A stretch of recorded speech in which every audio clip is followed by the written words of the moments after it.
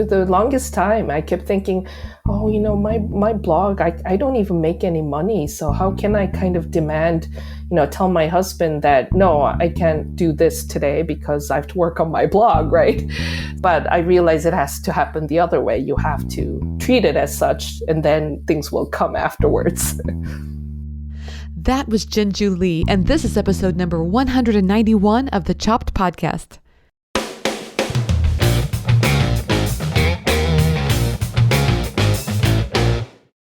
Hey there, how are you doing today? I'm so glad you've joined me. I'm Marley McMillan of the blog Namely Marley, and I am your host of the Chop Podcast, where we are talking about all things food and blogging. Before we get started, here's another inspired listener testimonial. Mint and Hazel left a 5-star review on iTunes and had this to say: "This is Patricia. I am just starting my baker's blog, so I have researched and listened to a lot of podcasts. Yours stands out, and I have learned a lot. Thanks so much." Thanks, Patricia, for your review. I'm so glad to hear from you, and I'm so glad that you like this podcast and you found it helpful in your journey. What about you? Would you like to be a featured listener? Be sure to leave a review on iTunes, and maybe I'll be reading your name in a future episode. So I want to tell you, Sean and I just returned from a visit to Phoenix, and it was a wonderful couple of weeks of sunshine. It wasn't always quite as nice as I would have liked to have been. It was a little bit chilly at times. However, I returned to, like a high of 14 here in Kansas City. So I was really, I had really no reason to be complaining. But that said, I wanted to tell you something that I felt like was a couple of wins from the trip. Win number one was that I had my ducks in a row when it came to my food blog, and I was able to deliver content on my blog. And so I had it all lined up and ready to go. And as I've mentioned on previous episodes, I have a spreadsheet. Well, actually, I have several, but one of them helps me track the development of new content. And so now I'm able to go out and plan the content. I actually have my content, an editorial calendar that's got me out through March and probably through April, to be completely honest. And I have actually the prepared content, including the recipe testing and photos and more things like that. And I have that done about till mid-March. And I'm telling you, that feels really great. It feels good to be able to be on this trip. And the only thing I had to do was actually write the content. And I say the only thing I had to do in air quotes, because as many of you know, writing content these days can be quite a task in and of itself, and it can take hours of my time. It's something I hope I can improve over time, learning to write more quickly. But for now, it can take quite a bit of time because there's a lot of on-page tasks. It's not just simply the writing. It's also the other things I do on the page before I can actually feel comfortable hitting that publish. But I spent a lot of time last year focusing entirely on old content. And in my mind, I didn't feel good about creating new content when so much of my old content was in need of fixing. So it wasn't until recently that I've really taken on this creating new content. But here I am feeling pretty confident that my process is working. I don't say this based on assumptions because yes, I have a spreadsheet where I'm tracking the progress of my new posts, and many are jumping up in the ranks, and that feels really good. And I don't say this to be bragging, but simply just to say that I've developed a process, and it feels really good to see that process being effective. And I'm not suggesting that my process is the only one that's right. I just think it's good if for a thought process on your own end to like what works for me, and not just to have this, be a feeling, but also have some data that shows it. I think that's really helpful. I also would say that another thing I'm feeling really good about that's a win is our traffic numbers are showing good results as well. I had a goal last year for traffic, and in November we hit that goal. And even after that holiday traffic subsided, we are still over and beyond that goal. So that feels really great to me. It makes me, realize that I'm doing some things right. And as you know, I had Michelle Palin of the site My Gluten-Free Kitchen back in episode 180, and she was talking about setting goals. And she recently shared more about her goals for 2020 in a Facebook group, and I loved her format so much. It's just basically a document that talks about some of the goals, and she has it actually sitting out on her desk.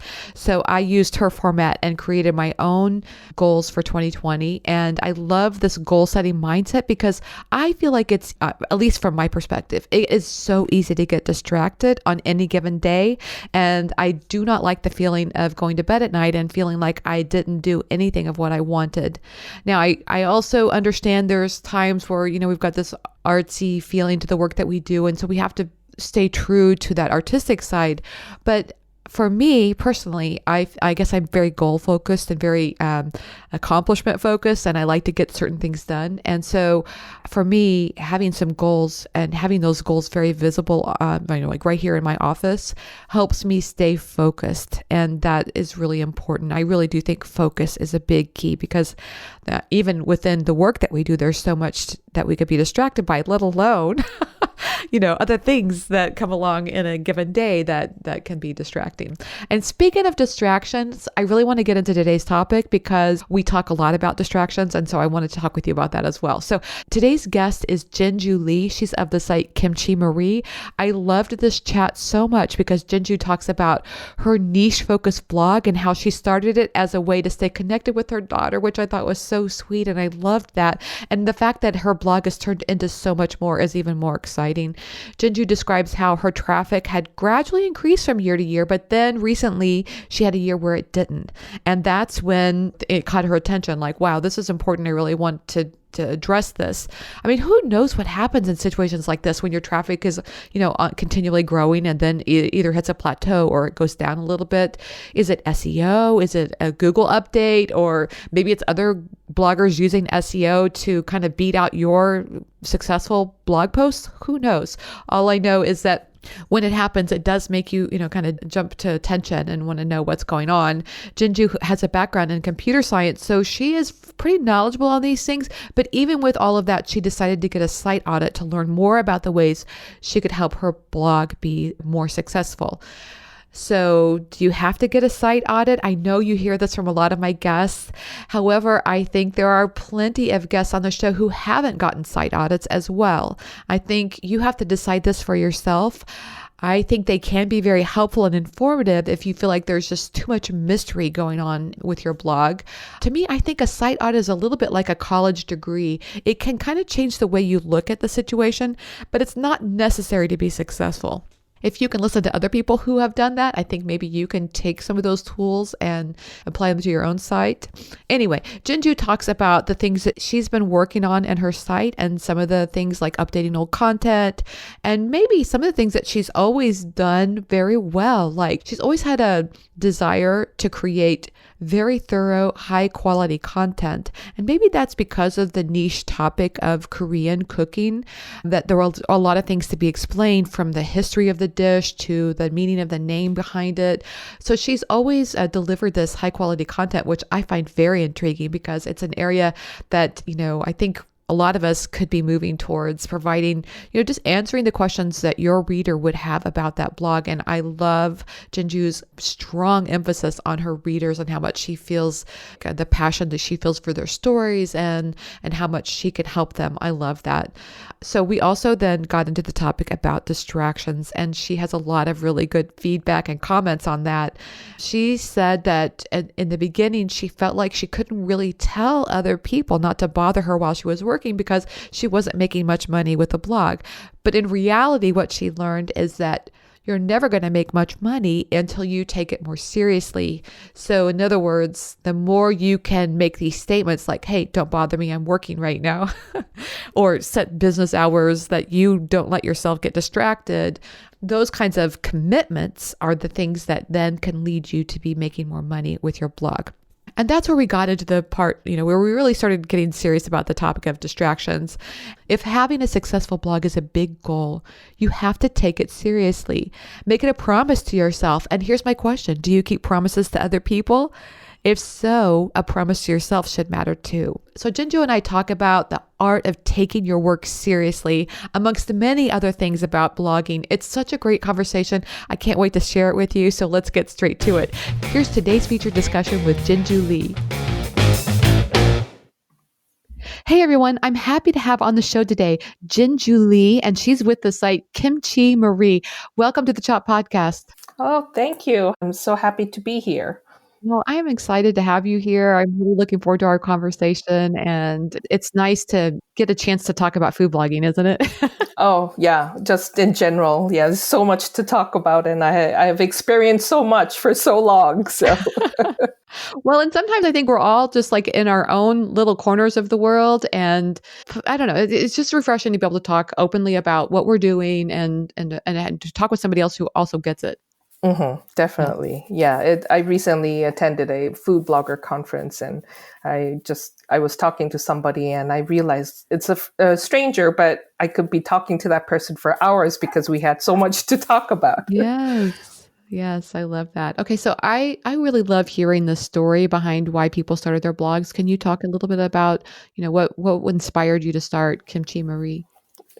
Sure. So I have one daughter, and in 2010, she was going to go off to college. And around that time, I was also kind of having a midlife crisis. I was really tired of my computer engineering job.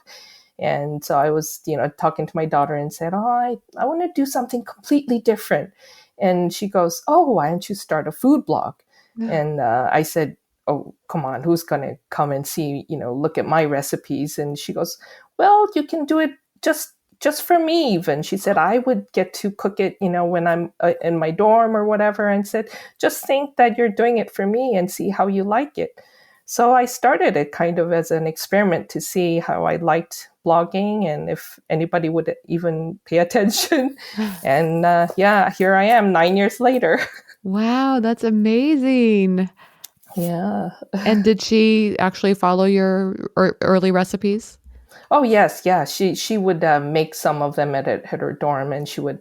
At that time, there wasn't much social media, so she would just post pictures. I think there was Facebook though, maybe, but she would post pictures of the food that she made, with my recipe, and she was so proud that she did it. And So that it probably was made so her feel fun. like she was close to you too, still. Yeah, that too. Yeah, and it just made me happy that she was at least able to have some part of home over there. Oh, did she go far away to college? Oh yeah, she went all the way to D.C., Georgetown. So it was from one end to the other Oh, of U.S. yes, that's a big distance. My daughter just was like 30 minutes away and it was very stressful. So I can't even Oh imagine yeah, yeah. hours.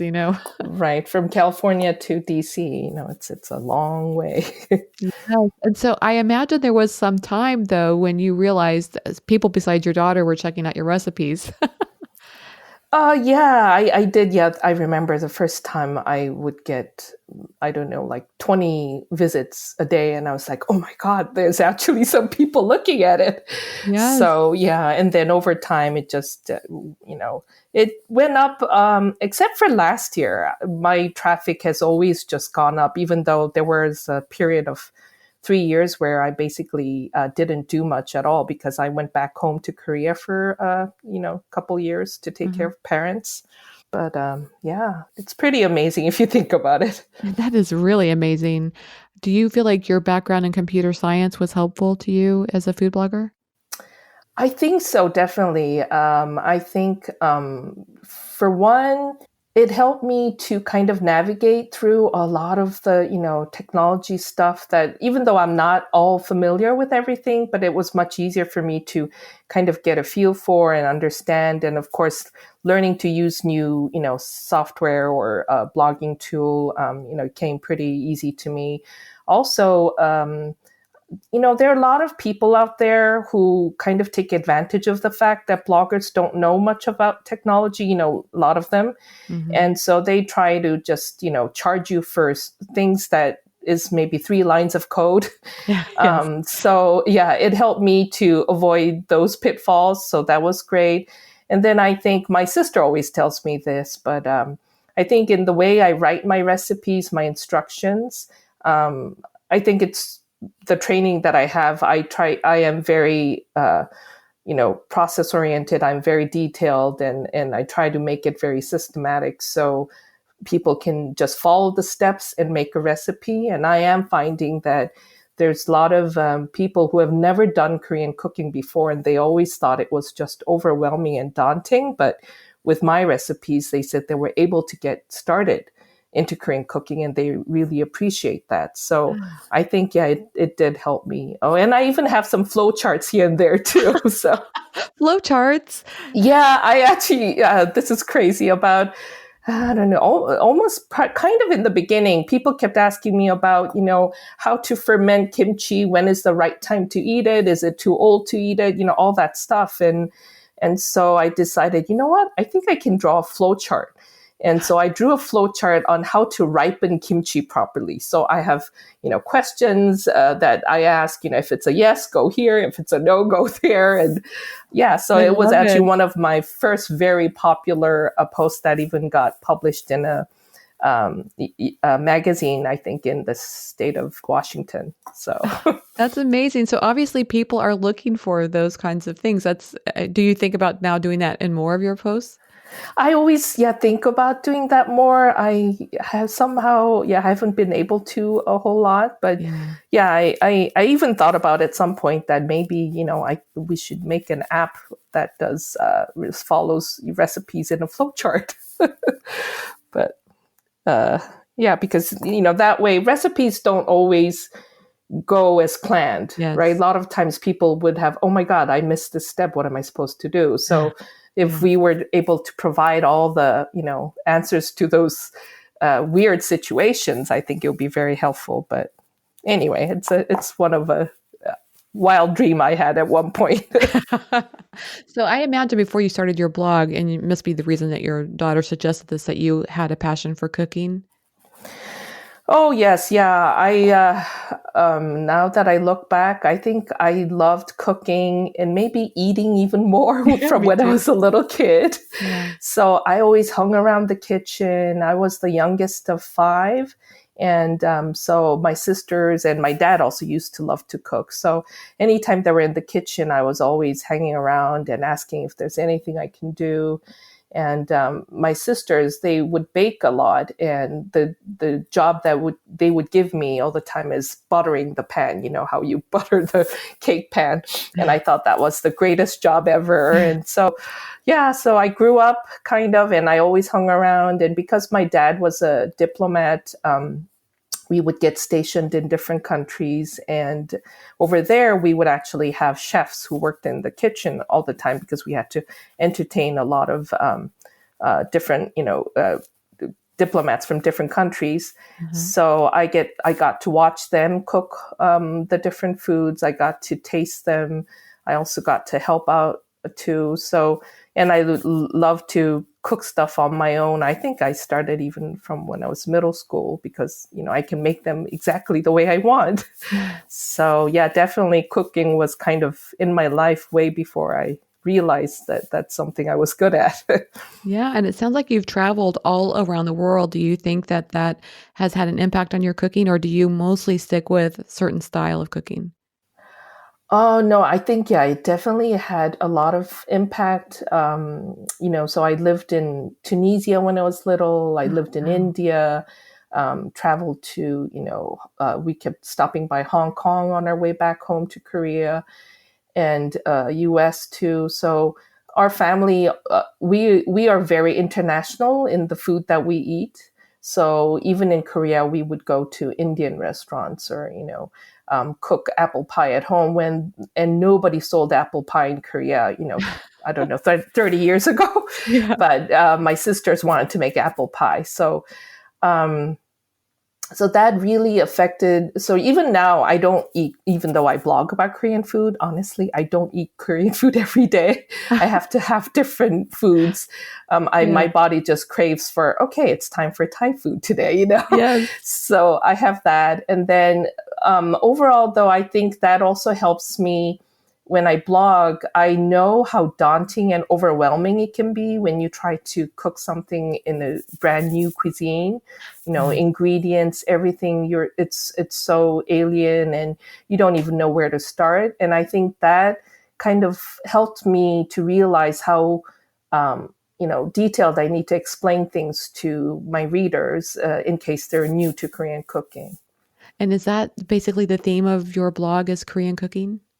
Yes, it's Korean cooking, Korean food all the way, and I try to stay authentic. I do provide some Korean fusion recipes, but yeah, my tagline is authentic Korean recipes. Even you can cook, Ah, meaning I try to help. Don't be too overwhelmed or to be scared off by it. We right. can get you to cooking Korean food. I'm just curious, and this is me never having done too. Probably I've done probably modern versions of Korean recipes at home, but do you do anything that's modern? In other words, skipping some techniques just to make it faster, or is it's authentic in the fact that it takes all these maybe it takes 20 steps 20 years ago. It's the same thing today. Oh, yeah. No, that's a great question. So, in terms of techniques, actually, I try to skip any unnecessary ones that I don't think we need to do anymore. Yeah. Authentic flavors is where I try to focus because we are in modern times. We're much Right. busier. Moms have 10,000 things going on. It's not like, 50 years ago in Korea where moms, all they did was just cook food and take care of the household. So yeah, Korean food traditionally, if you go back many years, there were a lot of steps that, for example, I always think about this in Korean recipes. A lot of the older recipes will tell you to soak the meat in water to draw out the blood before you Ah, cook. right. And I found out that that is really not necessary. But I realized, why did they keep doing it? And it's because in the old days, there wasn't good refrigeration. Yes. So the meats were not kept at, perfect refrigeration temperature. Ah, So I think a lot of the meats were, a lot of times could have been a little off, maybe close to right. rotting, but not so bad that you can't eat it. And so drawing out blood that way took care of a lot of that, and especially the surface part where probably would have had some, icky stuff or smelly Yes. stuff. Whereas, so now, you don't have to, that's a step that's easily skipped. Yes, for most things, it's except for making soup. Yeah, when you make other dishes, I don't find that you need to do that at all. I had a friend in high school that was from Korea, and so I was around his family from time to time, and that's probably my only exposure to truly authentic Korean food. And I remember that it was very garlicky. Is that true? A lot of garlic. Yeah, yeah. I mean, it's not in every dish, but yeah, Koreans love garlic as much as Italians. So yeah, garlic go in a lot of dishes, and I mean, honestly, sometimes in Korea, I would remember if you got in a really crowded subway or bus, you can actually smell the garlic in there. Yes, So absolutely. I could always yes, smell garlic around him. And once I was, him and his wife had a baby, and they uh did this huh, 100-day celebration. Is that uh huh. yeah? Yeah, So yeah. There is a yeah. It's a yeah. big celebration. So they invited me to come to that, and that's when I walked into his home, and there were all these people cooking. That's when I realized, oh, that's what I smell around him Oh, is the that's so garlic. fun. That's so funny. Yes. Oh, that is. He must really love garlic, but I mean, everybody puts in different amounts. So. Yes. Sad to say, I was young at that time, and I was not into experimenting with different foods. So I don't think I found it very Oh, intriguing. But at this age, I definitely try everything now. uh-huh, uh-huh. Yeah, we get less picky as we get older. Yes, definitely. So, well, I'm curious about some of the skills that you had. We talked about some of the skills that you had as a computer engineer that helped you. I'm curious if when you walked into food blogging, that once you started to realize, okay, I'm going to take this a little more seriously than just sharing recipes with my daughter. Were there some things that you had to learn? Like I'm specifically thinking of food photography. Yeah, I had no experience with photography. I loved photography, but never even held a real camera until I started blogging. So I just bought a Nikon camera set from Costco with all the, Yes. built-in lenses, and that's how. And I just started and experimented.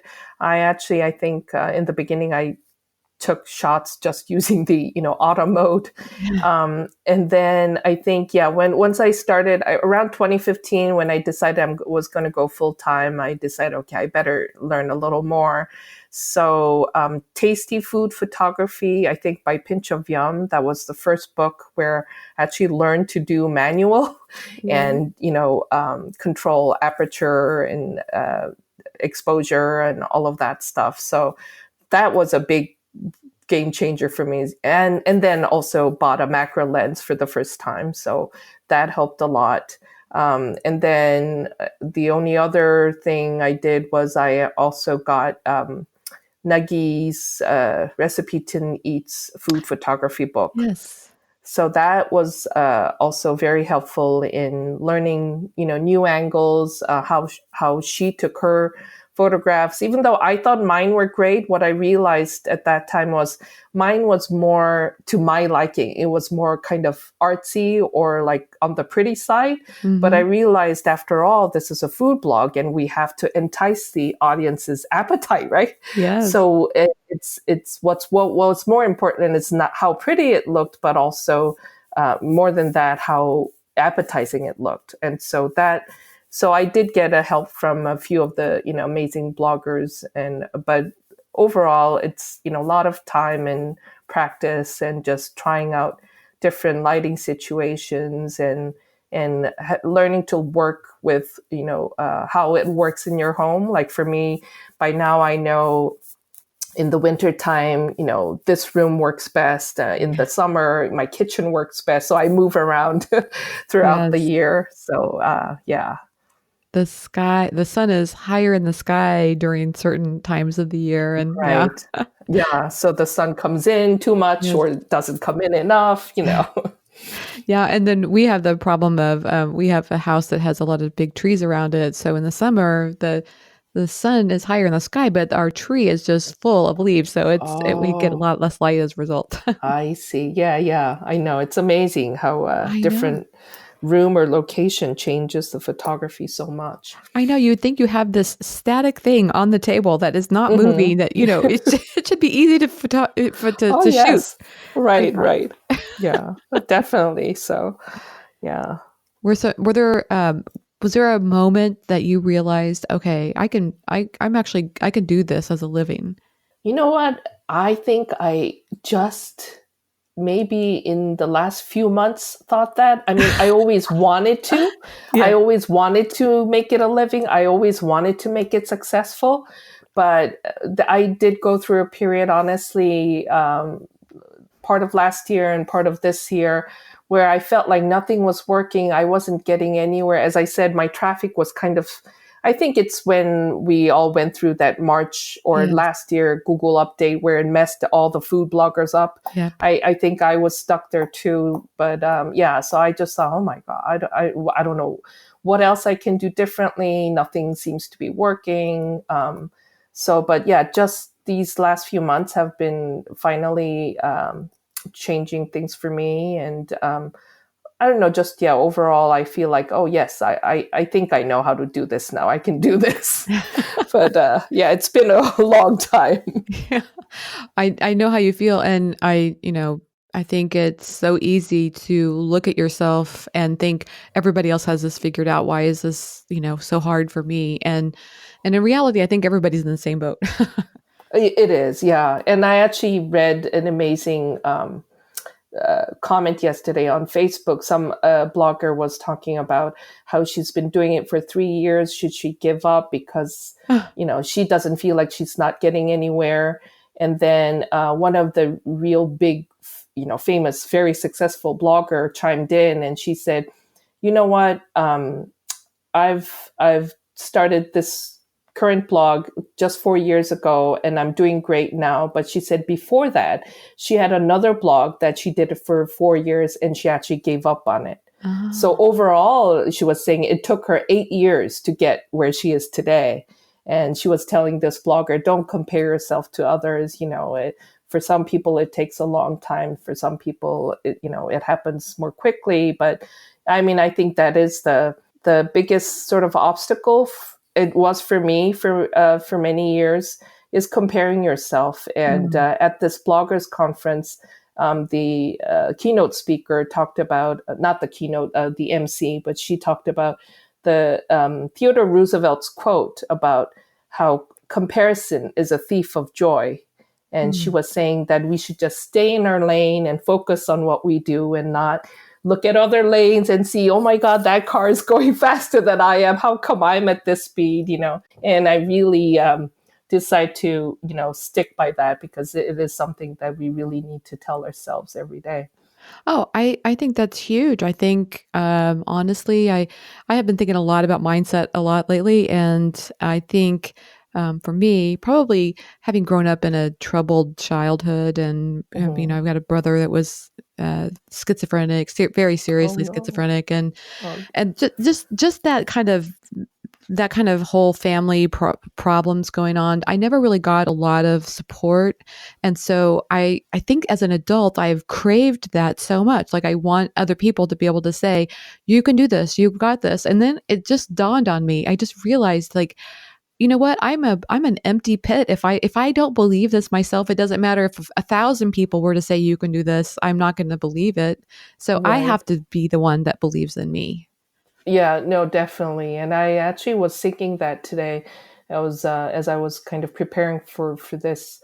There in the beginning, I started this kind of as an experiment and a hobby, right? And Yeah. so, on the one hand, it was nice that I wasn't stressed about it. But Oh. after a few years, what happened was people kept asking me, "So, you've been blogging for a few years. Do you make any money? Can you actually make any money?" Yeah. And then, but I got that feeling where they thought, "Well, if you're not making any money, is it really successful, right?" Uh-huh. That's So, right. and that really started to bother me. And then I started to think about what I need to do differently. And I realized up until that point, of course, partly because it was a hobby, but even after that, actually, it took me about a year where I decided I would go full time. But I still kept putting everybody else's priority above Oh, mine. Like if somebody needed help, oh, I would go help and take care of my blog later. So my blog work kept getting pushed back, and I try to do everybody else's request or whatever help they needed. And I was starting to get really frustrated. And then I realized, no, I have to respect this as my work, and I have to give myself that respect. Otherwise, nobody else is going to respect my work as something serious, because they'll just say, oh, you can just do that whenever, right? right. So it was a big adjustment period for me. And first time I started to say no to things, because no, today is I'm going to be working on my recipe today. I can't go out on a walk with you, things like that. Right. Oh, it's such a great point to make, because how often do we make these, goals? Like, let's say our goal is to grow our site, and then Hmm. something happens, or we make all these small choices that end up competing with that goal. Hmm. It's so easy to fall into that trap, though. I think so. I mean, for the longest time, I kept thinking, oh, my blog, I don't even make any money. So how can I kind of demand, tell my husband that, no, I can't do this today because I have to work on my blog, right? Yes. But I realize it has to happen the other way. You have to treat it as such, and then things will come afterwards. Oh, yes, I love that. I heard somebody say recently that when you make these commitments to yourself, it's like a promise to yourself, and Hmm. you've got to be able to honor yourself that way. Honor your own commitments. I guess is what I got out of that. Definitely. Yeah. And feel that it is important, and it is Yes. something that you can be proud of. Exactly. And so I Hmm. love that. And so you've really, it sounds like you've spent a lot of time over the last year or so just sticking with that commitment, and feeling very inspired about your work.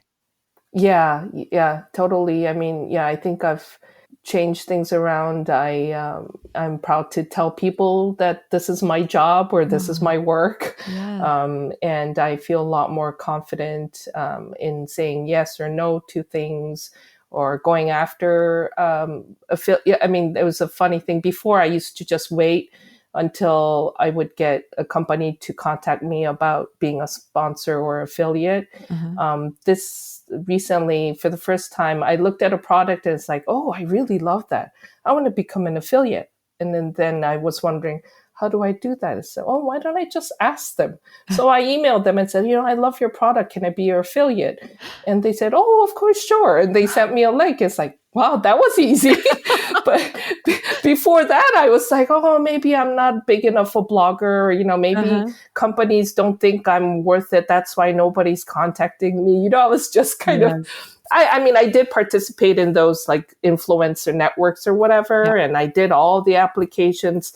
I usually got, no responses or never got into anything. So, So yeah, I just always thought that either it's because I was a niche blogger or it's because, my blog wasn't big enough or I didn't have good enough social media reach. I kind of stopped doing those anyway, just because I feel like they ask for so much and pay so little. Yes, totally. I mean, yeah, in terms of sponsored posts, I totally agree. I really don't think it's worth the time and the Yes. amount of hassle we have to go through, all those no follow links, all that Uh-huh. stuff. And you're always afraid that Google is going to penalize you for it. I'm sure they don't really like it. So, Yes. yeah, so sponsored post, I rarely do. Affiliate is something that I'm kind of trying. Yeah. It's a new thing for me, but this one has been, yeah, surprisingly, I'm getting some, Some traction. good commission back. So we'll see how it goes. I like that, and it's another way of expanding the revenue baskets, rather than just Hmm. having it be traffic focused. Yeah, I think so. Yeah, because I kind of decided that ever since Google just, I don't know what they did, but it messed everything up. My recipe cards weren't showing images, it was missing Oh. images. I mean, they even switched my titles. It was really terrible. So that's when I decided, I can't really put all my eggs in Google either. So Oh, right. I see. So the affiliate is one of the ways of branching out. I'm gonna try that. Yeah, I'm thinking that. I think there's a good chance. At the conference again, I heard an Instagram blogger talking about how she just makes so much money just from being an affiliate. Oh, that's great. That is, Hmm. and then of course that I would think that helps if you have a strong email list and if you've got a strong Instagram following. Those all kind of go together. Yes, I think so. I mean, yeah, you have to have a good reach and you have to have a engaging audience. But yeah, I have only done one or two kind of posts about that affiliate. But Uh-huh. funny thing is, like 3 weeks later, I'll get a sale on that. It's like, Ah, where did that person find it? I don't know. yeah, exactly. Hmm. Yeah, that's really inspiring. So, do you work to grow your email list too? I've been trying. Honestly, I've not been hugely successful. I give away a free Korean barbecue cookbook Hmm. for email sign up. So it's been growing, but I haven't, on the other hand, I haven't focused a whole lot. Like I haven't done a lot of work to, promote it. So I think that's part of the thing. And it's one of the things that I do need to focus. But yeah, it's growing, but not at the pace I would like it, honestly. Oh, there's so much to focus on. It's I I every know. single day I feel like there's 1,000 things that's on my list. Yeah. Oh, I know. Isn't that the case for all bloggers? Right. Especially, you and I are both in the same situation that we've had this SEO audit, and then you end up with this whole, I don't know about you, but this is how it is for me. I've now looking at my old content with fresh eyes, and I have to go back through all of it and make all these changes. And I'm actually fairly addicted to that right now. I really love updating old content. Oh, that's great. Yeah. I hate it. I know it's great, except that I sometimes I'm so obsessed with it that I have to actually make a list every day of things I need to get done, because I'll get so Oh, buried in updating old uh-huh. content that the whole day is gone. I'm just Yeah, being I can honest. see that. I can see that. It Yes. just flies by. I know. So are you constantly publishing new content? You mentioned that this is your job now and you're really feeling passionate about it. Do you have like a plan that you follow that helps you grow your site? Yeah, so in terms of until just recently, I have tried to post at least 2 times a week, maybe one new recipe, and then maybe another one that's more of a roundup post. What I find, which is funny enough for my niche, a roundup of Korean my own recipes. People seem to really like that. Even Google likes it because it actually, what do you call that? How Google has been suggesting The carousel? recipes. Yes. No, not the carousel. Okay. They started a new thing where I think it's on mobile or whatever. When Uh-huh. people go into Google and look in news, Yes. Google suggests certain recipes to you. They bring it up to you. Oh, I know what you're talking about. Yes. Yeah, what is it Yes. called? Google API? I don't know. I'm losing that name, but anyway. So what I find is when I do, let's say, I don't know, top 10 Korean recipes, which is all my recipes from my site, Google will think, oh, I think what it is when you're in a niche, they feel like a roundup of a group of recipes is general enough for people to be interested in. Yes. You know what I mean? There, you have a more target, right? If it's just Yes. one bulgogi recipe, a person may not know what it is and not click on it. Yeah. But if it's 10 Korean barbecue recipes, then people will think, oh, well, that sounds interesting. Maybe there's a chicken in there, or Uh-huh. So that's something I started to do. And my readers love it. I think Google kind of likes it. And it's easy to do, right? You're just Yes. kind of collecting your old recipes, but just Yeah. listing them and I also have things like, perilla, is a Korean ingredient that is really wonderful, but not many are familiar with it. And so once I did a list of recipes that use perilla, because a lot of times you buy this ingredient, you make one dish, and then you don't know what to do with the rest. Yes. And I got that questions all the time from my readers, like, I don't know what else to do. So I made a list of all the recipes that use perilla, and people really love having that list. So that's what I try to do for my second one, because I don't know, I'm just slow. I can never do 2 new recipes a week, because I take a lot of time Yes. testing and taking pictures, and then a lot of times I go back and do it again. So and then because I have to explain all the different, I usually also explain the background of the dish, or the history behind it, or meaning of the name. All of that information I have to write, which takes me much longer than I think an average blogger. So yeah, for a long time, I was always so frustrated. Why can I do more, like 3 posts a week? And then I realized, oh, because the way I write and the amount I write is very different. Oh, I love this. It means that your content is very thorough, though. It is thorough. It's long, actually, but my readers seem to love it. They always compliment on how complete it is, how they enjoyed reading how it's so funny. How a lot of times if you go into Facebook groups, people will say, oh, I get nasty comments from readers saying, I don't want to read what happened to your daughter today. I just want the recipe, right? Uh-huh. They hate all that text in between. In my 9 years of blogging, I have never once received a comment that said, I don't want you to write all this stuff. I just want the recipe. That's great. They always compliment me on, oh, I loved, reading about your childhood memories about this dish or whatever. Maybe the audience is a little different. I think my audience tend to be kind of more seeking to learn more about Korean culture, and they're more nostalgic maybe. So maybe there's that difference. But yeah, so for my audience, I know it works. So I just, write whatever I think, pertains to the dish. And so they enjoy it, but at the same time, it takes me a long time, because a lot of times and this is my computer science, engineer, scientist thing coming in. I always have to verify or research my theory or some comment I'm going to make. So I have to go out and make sure I'm saying the right thing, that there is a source for it, and things like that. Yeah, well, Google likes that too, right? If you're linking out to the source. Yeah, that too, I think. Yeah, so, I like to do that that's too. so that's what I tried to do. And then so sorry, I digress. But from now on, I'm trying to update more of the old content also. So maybe I'm thinking I'll do maybe half the week I'm going to spend on updating old content, and then still post new recipes, because I tried doing just the old content for the last week or so, and I was just so unlike you, I was kind of so bored and frustrated. I love doing new recipes, and that's where I kind of, when I feel alive. So I realized, what, I don't think I can do this just continuously. I need a break in between. Oh, So yeah, again, that's really good. Is it Discover? Is that what you're talking about? Google Discover?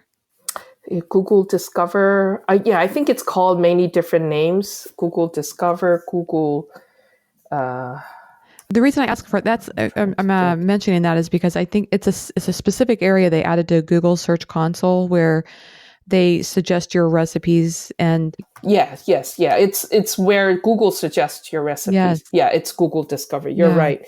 Yeah. So I just because I noticed there was one time when I published top 10 Korean recipes, my traffic went crazy, and it was all from Google API. It wasn't the regular search yes, console, it was something else.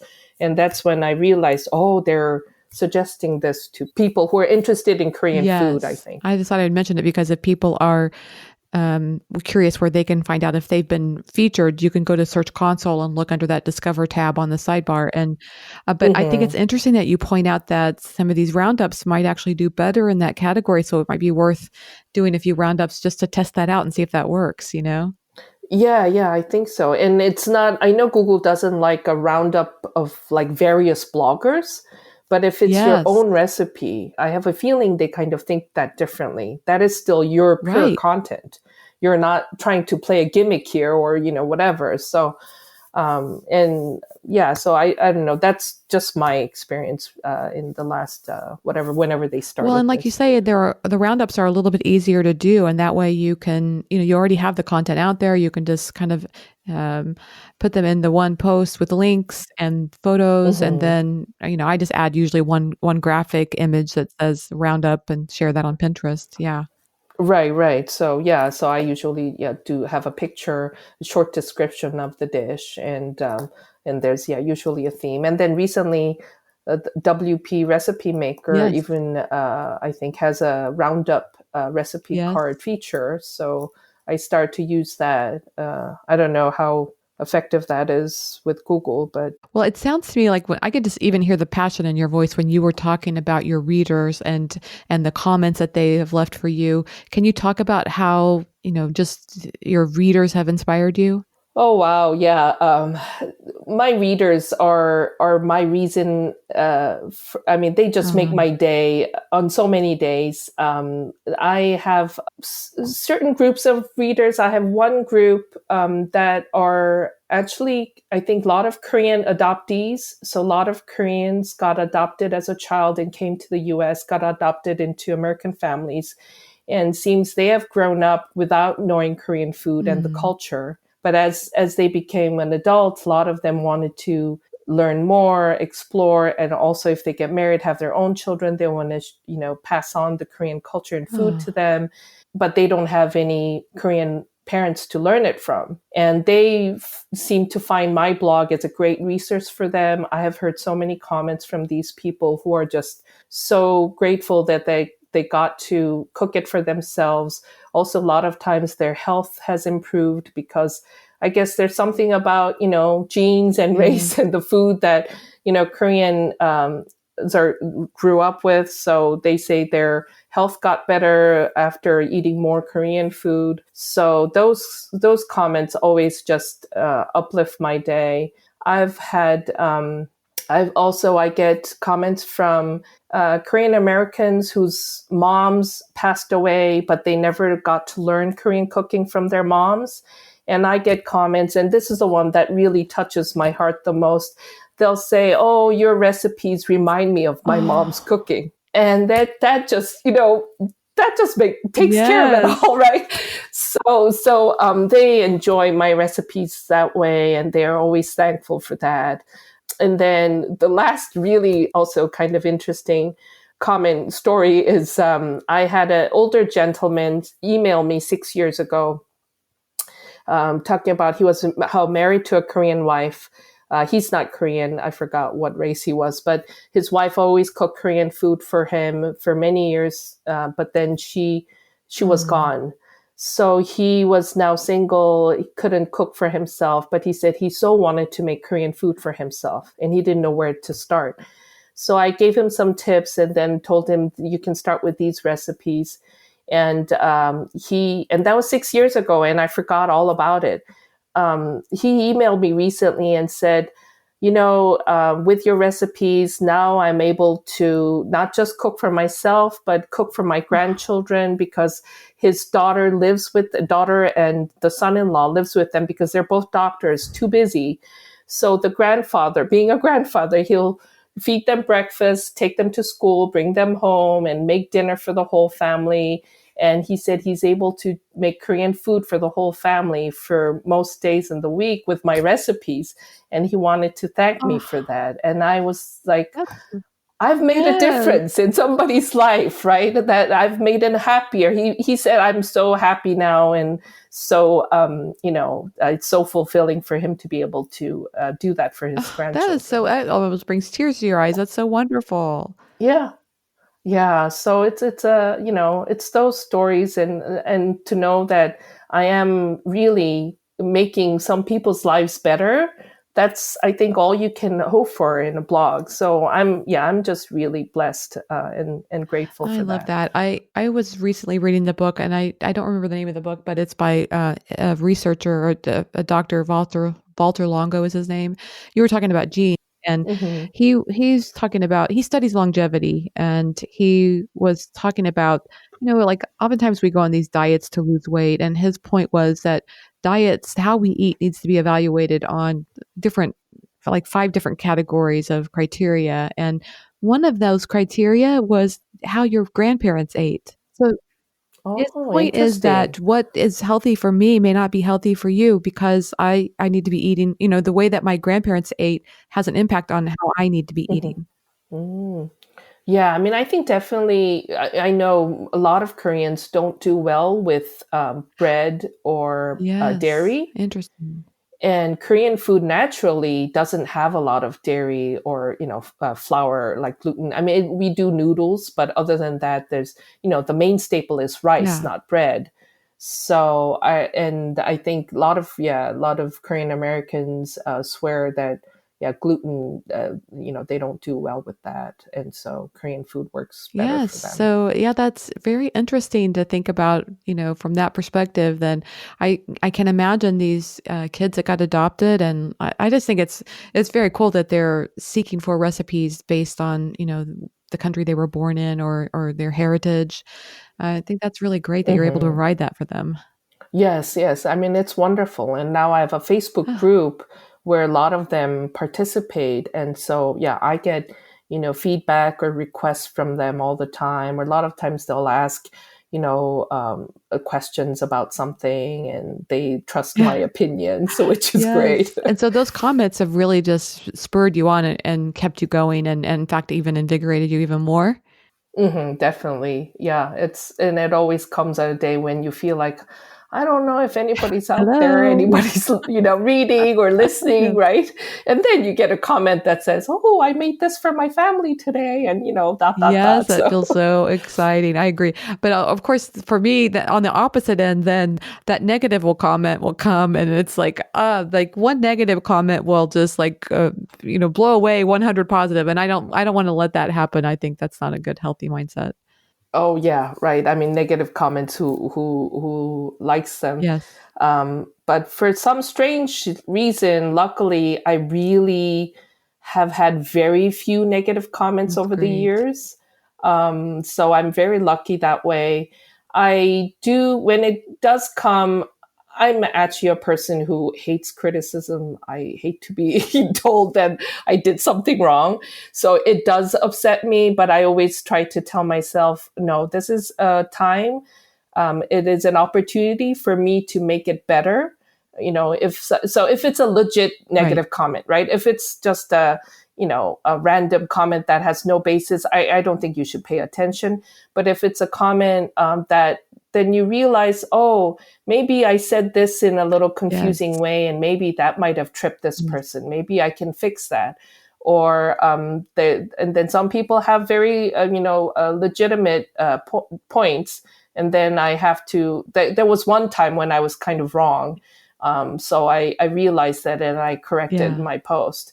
So I do try to take it more constructively and take it as a chance to improve. But yeah, it's not a fun, and a lot of times I think people are just having a bad Yes. day, or they usually do things Right. wrong and then they get frustrated at you. So Yes, I like to show people some grace when I realize that's what's going on. And actually even had people who have written me back and said, I'm sorry, I was having a bad day, and oh, I think I I was see. too critical. Yeah. Uh-huh, uh-huh. Yeah, Yeah. I'm sure But that happens. I love your idea though, your point about using it as a learning tool too, because I can realize, oh, maybe I didn't state that as clearly as I thought or I understand it on such a different level that I have to be able to present it in a way that somebody who's new to this can figure it out too. Yeah. So And I that's not always think, easy. yeah, Yeah. it's not easy, and a lot of sometimes, yeah, I think when we do it for a long time, also we tend to, I mean, I tend to. I kind of tended to do that is like, oh, yeah, this is like so rudimentary. It's basic. I don't need to cover this again. And you kind of skip it. And then somebody comes and asks or whatever. Then you realize, oh, I got to it's somebody could be just coming in new every time. So I have to pay attention to that. So I'm curious how your recipe testing looks. Obviously, you got this computer science degree as a background. Do you have any tools that you use to help check the recipe and get it just right? I mean, do you have a process that you use for your blogging like that? Um, in terms of recipe, I don't really have a particular process. I think it just, for me, it happens differently for different kinds of recipes. So if it's a recipe that I've been making for many years, I know I don't need to test it again. I just make it once to take pictures and take measurements of stuff instead of Yes. eyeballing it. So those Uh-huh. kind of go pretty quickly. There are new recipes that I want to develop brand new. Those I do at least try to test twice or three times just to make sure things didn't happen accidentally. Like I Yeah. know my instructions are right and the measurements I have down is right. So I will do that. Recently, I was developing a milk bread, Japanese milk bread. It's called, the Koreans love it too, but I tried to do that. And surprisingly, I tried like three recipes from the Korean internet, three from US. None of it really worked. So, Oh, so I did find one that finally worked. And because of that, I tested it three times just to make sure that it yes. didn't happen as a fluke. Yes, because that's the last thing you want is to share a recipe that doesn't work for anybody. Right. Yeah. That can be overwhelming at times, like the recipe testing versus everything else that has to be done. Do you have a tendency to like work in batches, or how do you get it all done? Um, yeah, I try to do, take a day to cook and take pictures, and then another day to, yeah, download the photos, write the recipe. So to me, that usually takes at least 2 days. Sometimes in the middle of writing the recipe, I might need to go back and test it again. I'm kind Yeah. of a perfectionist that way, which is, I realize it's not the best thing for blogging because I just spend way too much time, I think. But that's just the way I am, so I can't help it. So it takes me about 2, 3 days for that. And the rest of the week, I try to focus on other stuff. But I do realize one thing I've learned over the years is trying to set aside a separate time for social media. Once you start to get into Facebook or Instagram, then it's like, you get kind of lost and you end up spending too much time in it. So I Mm. try to take care of the more important, urgent stuff first, and then sort of save it for later, the social media stuff, and then I'll get to it and answer people as much as I can. But by now, I have so much going on. There's no way I can answer everybody, but I just do whatever limited time that I decide to work on. I see. So you schedule time and you stick to social media during those scheduled times? Yeah, not a particular time, but I do, yeah, try to do them later in the afternoon, basically. I'm Yeah. so bad with schedules. I know every time I listen to other big bloggers, they talk about how, Monday is this day and Tuesday is that day. And I was listening to this like, oh, that's how I need to do it. I tried it for several months and I decided, you know what, that'll never work with me. So I just do whatever I can, and whatever inspires me to do, I just do it. Just make sure I don't, yeah, go down the rabbit hole and end up spending 6 hours on Instagram. So that's the only thing I kind of watch out for. I love that. I love that you tried that and then you realize that's not something that works great for you. You've got to find what works best for you, you know? Yeah, I think so. And in the end, it actually made me feel bad because, like, oh my God, I'm supposed to finish this by today. Why am I not finishing it? And I was so frustrated. It's like, what is wrong with me? Am I just too slow? And then I realized, you know what? It's all different. The way I write my post is different. Yes. The way I test my recipes different. And in the end, also another kind of epiphany that I had recently was so many times we try to follow what the big bloggers do and what everybody else is doing. But then sometimes I mean, we need to do that to a certain point, like the best SEO practices. We do need to adhere by that.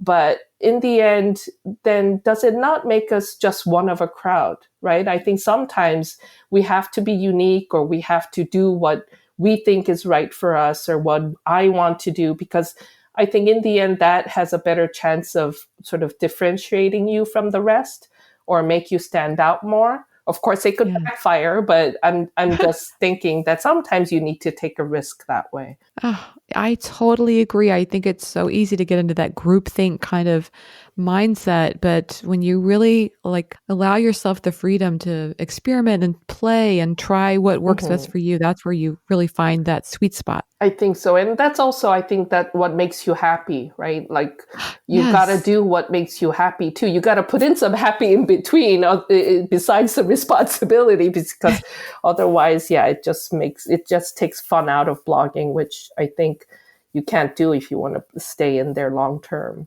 Yeah, and I can just even hear it in your voice when you're talking about your audience and the comments that you're getting from the people, that your voice just lights up. And I just imagine that when you're writing these posts, you're just being so careful because those are the people, those are your people. That's who you're Uh-huh, writing uh-huh. for. Yeah, yeah. And I don't want them to end up with a, not so delicious dish. So Yes, where it can be easy to kind of get on that treadmill and thinking we have to just pump out the content. And I don't always think that's the best way to go about it. yeah, I think so. And yeah, even keywords, I know I still try to do the post with the keywords that has the good amount of traffic and all of that. Mhm.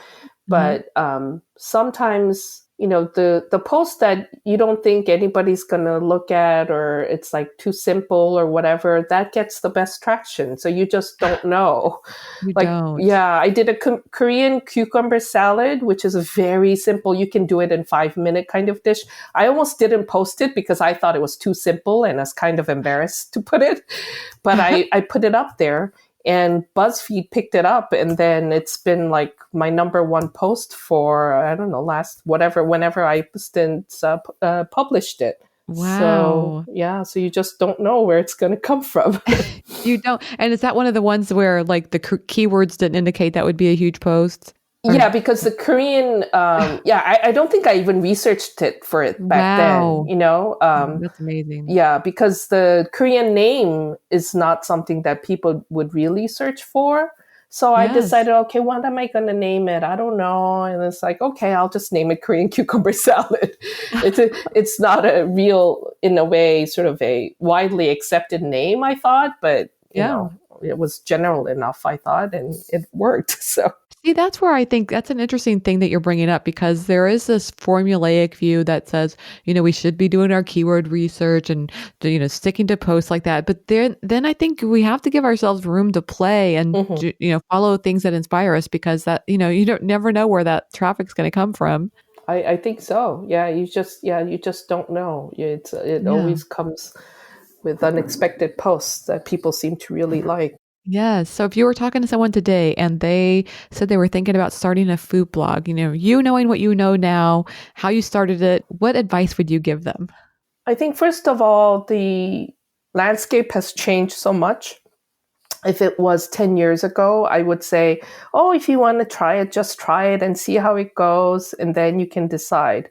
I feel like now, because it's such a saturated already, I mean, probably it's going to get even more, but I do feel like now you should approach it. You can still do it, but you should approach it as you should decide early on whether this is going to be just a hobby and you're not never going to care about income or having a big traffic audience, either that or whether you want to make this a business. If you want to make this a business, then you need to, and there's so much resource out there, you need to do your homework from the beginning and do it right from the beginning to have any chance in succeeding, because there's now no more room to just kind of play around. Because the reason why I also think that is 10 years ago or 9 years ago when I started, there was no concept of SEO.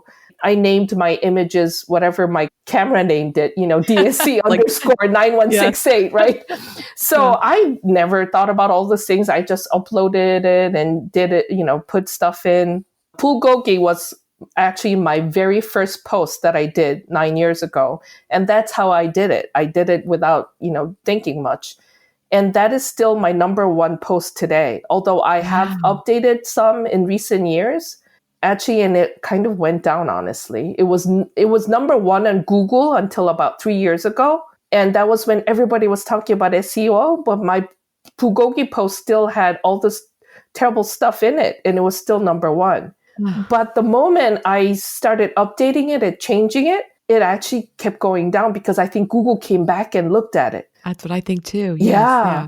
So I'm kind of messed up in there for forever, I think. But what I wanted to point out is the people who started like 10 years ago, there's content there that's not at all optimized, but Google just decided this is good enough and Yeah. hasn't really looked at it much. Yes. Whereas these days, they will look at everything that we are supposed to do.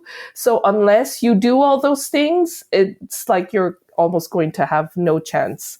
Yes, that is so true. I feel the same way. Like I'll have an old post and then maybe it's like in the top 10 and I'll update it and then it's like down to 20. It's like, I know. because I think Google's looked at it and they realized, oh, this doesn't fit in this category, Right, this is right. a recipe that doesn't really go here. Either So, that or something. So, I mean, that's what all the yeah. SEO experts tell you. Like, if it's on the first page, don't touch it.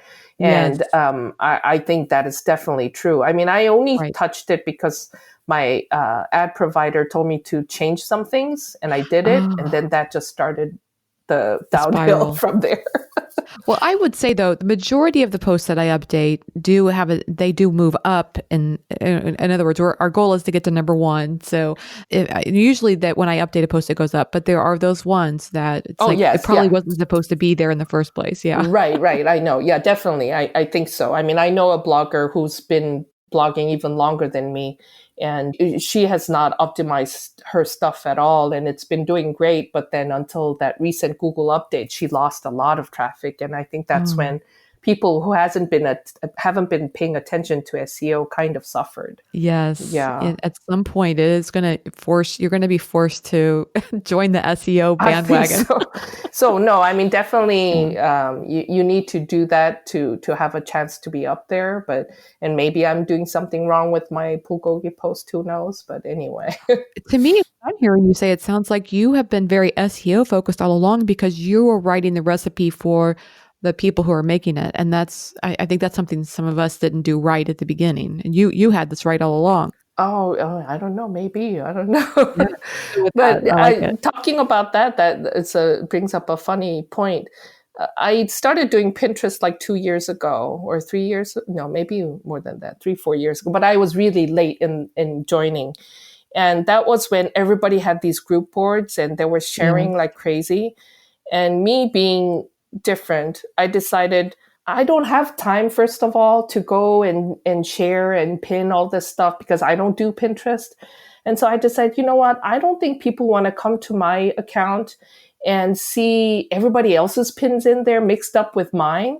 So I decided I'm just going to pin my stuff only. And that's it. I don't know. So Yeah. I've been doing that. And then recently I hear Pinterest is saying, we don't really like group boards, right? And they don't. Yes. So, and now it's like, we want you to pin your own pins and not all these other pins. And so I'm thinking, oh, maybe I did do something right. Yes, exactly. So, I love it. You have yeah. like a crystal ball. I don't know. No, a lot of stuff I don't, but this one kind of worked out.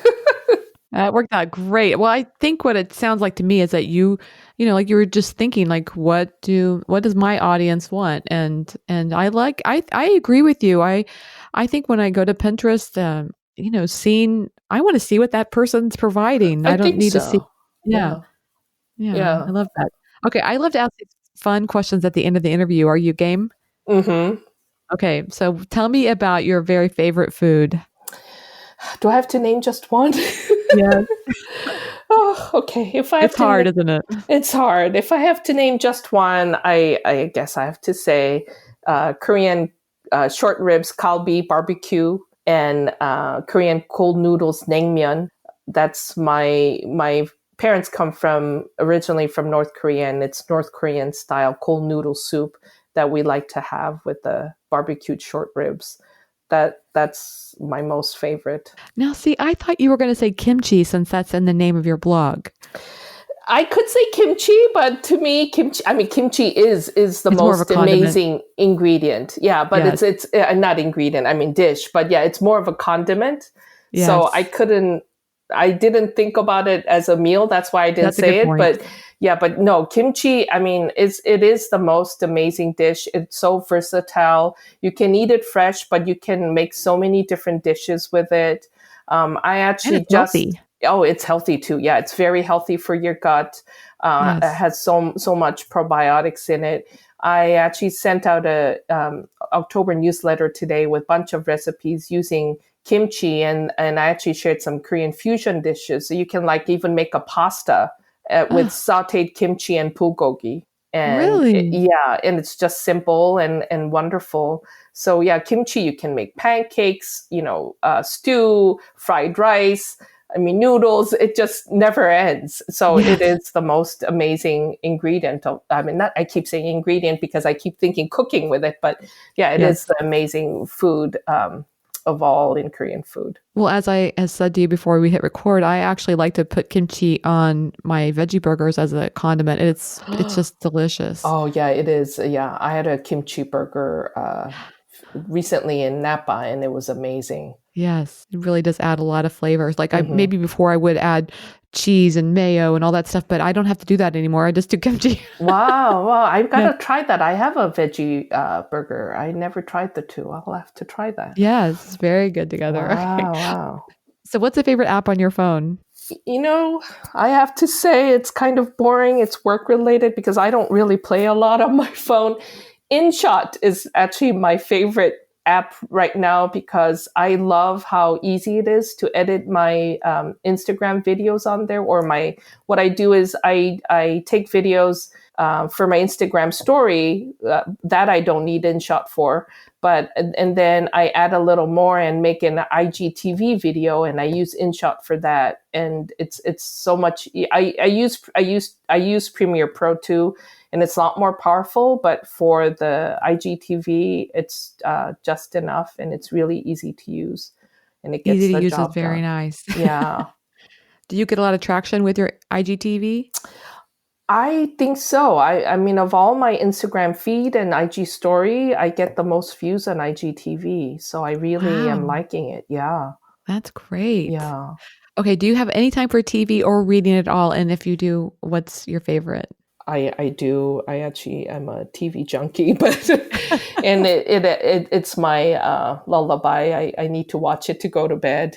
And Yes. probably my favorite show is the Great British Baking Show. Isn't that so sweet? I love that I love show. that show, and I Yes. love the cinematography of that. I'm just so amazed how they decided to use natural light. You know how Yeah. all the other cooking shows are indoors, but Yes. they decide to make a tent outside and Ah, use natural light to take those photos. And I really enjoy seeing that. And of course, I love British people talking and their humor. So that yes. And they tell their story. I just feel so bad for them when they lose. And I oh, know. Yeah, yeah. But they always yeah. pick such an interesting bunch. It's so Yeah. And the fun. things that they make. Oh my goodness. Oh, yes, yes. Have you watched the one with the Indian guy who's supposed to be a nuclear PhD like PhD student, but he won? No, I Oh, haven't seen that one. he's one of the so he keeps saying from the very beginning, I don't know what I'm doing. No, this is a mess. I'm a total mess. This is a total failure. But he won the whole. Oh, So oh, he had absolutely no confidence. He was one of those people. And I just found it funny because a lot of times, when you're so kind of against yourself, right? You're so yes. beating yourself, usually you don't do as well. But this guy, for some reason, it was the Wow. opposite. And he was so creative. And yeah, he won. It's pretty Oh, I'm gonna amazing. have to watch that. I don't think I've watched that season yet. I'm gonna have to get to that one. Yeah, yeah, you have to watch it. And it's his parents are still in India. He came to London to study, and he was staying at some British family, with some British family, and the couple decided to enter him into the show. Oh my goodness. Oh, how cool is that? So What a great funny. opportunity for him then. I know. He may quit his PhD I program. know. Who knows? Maybe he has better future over there. We'll see. Yes. So how can people find you online? Oh, please find me online. My blog is Kimchi Mari, KIMCHIMARI.com. I'm on Instagram, Kimchi Mari. I'm on Facebook, Kimchi Mari. I have a Facebook group called Korean Food with Kimchi Mari. I have Pinterest, Kimchi Mari. So I'm all over the place. You are. Yeah. JinJoo, I had a wonderful time talking with you today. Thanks for joining me. Oh, thank you so much, Marley. I really enjoyed it. Thanks to JinJoo Lee for being my guest on today's episode of the Chopped Podcast. Be sure to be in the know about future episodes and all things food blogging by heading to chopped.academy and scrolling to the bottom of the page and clicking subscribe today. Thanks to everyone for your support of the Chopped Podcast. Your feedback means so much. Leaving a review on iTunes takes only a few minutes of your time, but it really makes a big impact on this podcast, including the types of guests that we can have on this show. So hey, why not leave a review on iTunes today? In fact, if you're enjoying today's episode, why not take a picture of yourself listening or a screenshot and share it with me using hashtag #NamelyMarley or hashtag #ChopPodcast. I love hearing from you. You inspire me, and I hope today's show was helpful and inspirational to you as well. Thanks for listening, and have a great week.